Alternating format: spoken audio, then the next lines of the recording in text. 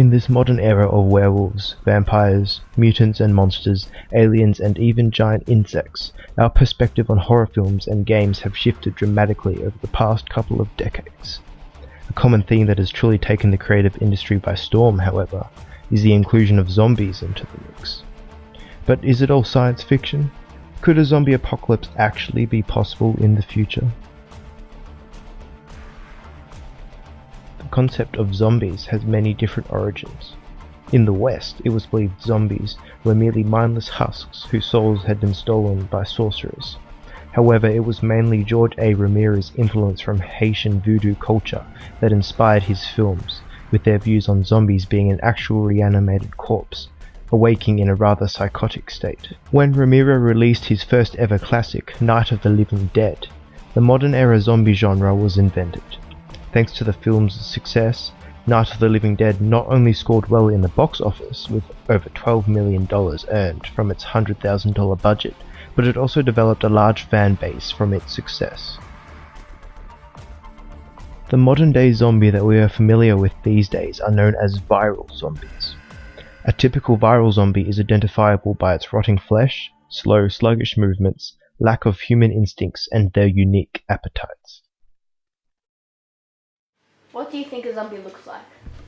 Gross, like it's all dead and decaying, like a really, really grey, ugly corpse, like an old man. Disgusting, rotting flesh with blood everywhere. Guts pouring out of its body. I wanted people with the mobile phones and stuff, or was it McDonald's?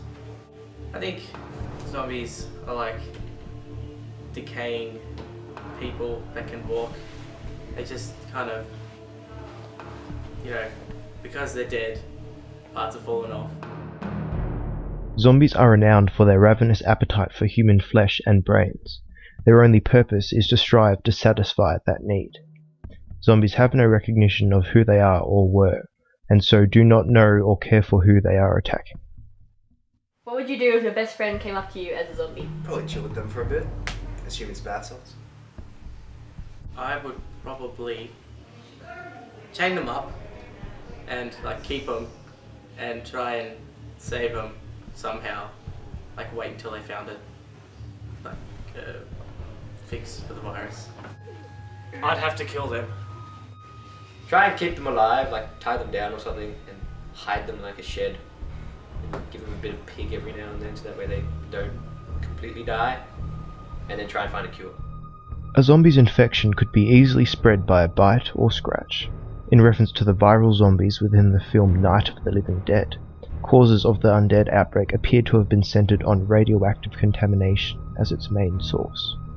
After the film, many adaptations to this idea of biological warfare have been shown in a variety of other zombie films and games, such as Resident Evil and its well-known T-Virus, 28 Days Later and its Rage Monkeys, Dead Rising and its government-made wasps, and finally Quarantine and its unknown disease that has been sourced from a dog within the apartment building.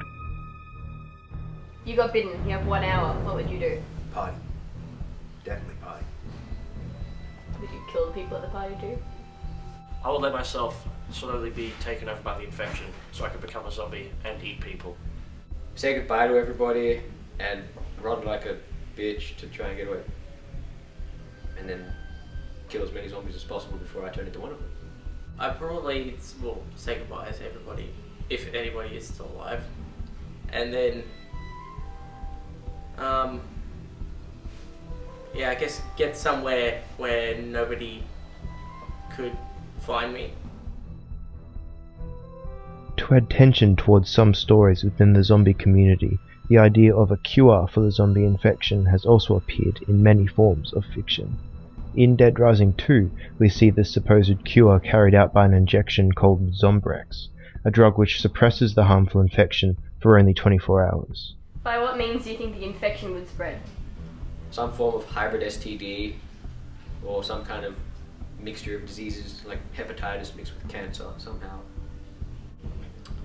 It'll probably happen from some kind of new technology that we've created, or maybe biological warfare, mutation in some kind of virus. Well, I'm no expert, but I'd assume that like when they bite you, the saliva gets in, it's actually red blood cells, and also like the lack of oxygen going to your brain makes you think, okay, I need more red blood cells, and you keep on like biting other people and thus spreading the disease while getting their red blood cells, etc., just to live. But it's Just not a an guess. expert. Just a guess. A zombie apocalypse describes a situation where most of the world's population are infected by a zombie virus, with humans on the brink of extinction. Many video games and movies are based around this epidemic, such as the video game series Resident Evil. But these are not just ideas for movies and games, they're also very real possibilities. Scientific experiments that go wrong could bring this fictional plague to life.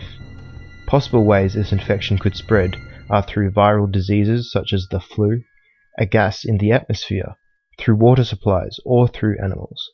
A simple miscalculation by a scientist could bring life as we know it to an end. Do you think an apocalypse is possible Yes, definitely. I do think an apocalypse is possible. in the near future, or Yeah, depends what you mean by near. Like, in the next 10 years? no, not 10 years. Probably 40. Survival remains a core aspect to life in any apocalypse. In fiction, this concept has been depicted in a variety of ways, from escaping the infectious area altogether, as portrayed in games like Resident Evil, stocking up on weapons and taking on the dead to fight for humanity in games like Dead Rising 2, or avoiding them altogether, such as in TV shows like The Walking Dead. This particular instance always appears more believable to viewers, as the story itself often portrays the character's sense of hopelessness when times are tough, and the fear they express each day trying to keep themselves alive. Do you have your own zombie plan? I do. And it is to collect everybody, go to Bunnings, get some tools, stuff, things needing to survive, food and all that, supplies. Go to Bunnings and the supply of sausages. Oh, Then go to Frankie's house in Warpwalk. Go over to that gate, get supplies, go over to the cop shop, get some weapons, then go over to Bunnings, like use nail guns and stuff, defend yourself, barricade. If there's too many people, go over to Kura. Push the closest fat guy towards a zombie and run for the hills. Times are changing. From ancient Haitian culture to semi-passable Hollywood horror makeup to multi-million-dollar series, zombies are a fictitious fad that resonates with many different kinds of people. But even if most think that zombies are all just fun and brains, they also remain a real possible threat in our future. Are you prepared?